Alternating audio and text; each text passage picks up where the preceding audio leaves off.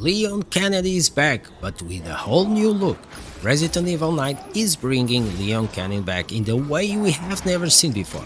According to the insider Dusk Golem, via the Resident Evil channel, Leon will appear in two different timelines, with brand new action sequence and a direct connection to the new protagonist Grace Ashcroft. But the biggest surprise, Leon is now around 15 years old, rocking grey hair, stubble, and a sleek black jacket that gives him a whole new look. Forget the rumors about an eye patch, that leak has already been confirmed as fake. A more mature Leon in bigger worlds. Resident Evil 9 isn't going open world. Investigating all these strange deaths, huh? We need to keep our voices down. Have you seen the same shit I've seen? But Leon's section will have much more environments than the classic narrow corridors the series is known for.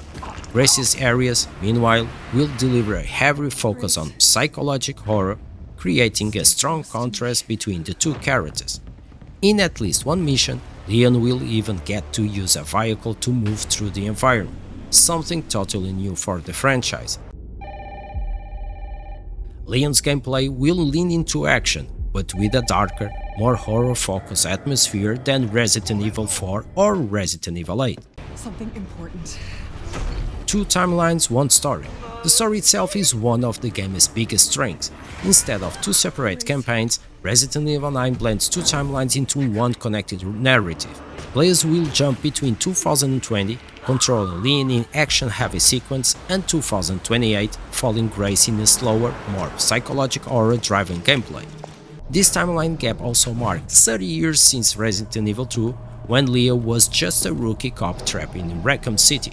Now older and better worn, he brings a far more experienced, but still deadly, approach to fighting bioterror threats.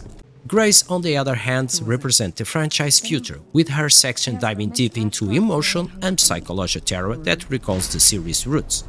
Capcom seems to be striking the perfect balance between nostalgia and innovation, something that has been keeping the franchise alive and exciting for decades.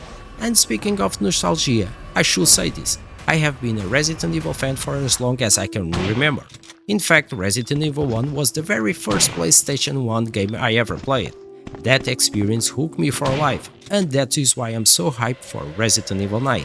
Seeing Leon return in this new way, mature version feels like coming full circles, and honestly I can't wait to play it.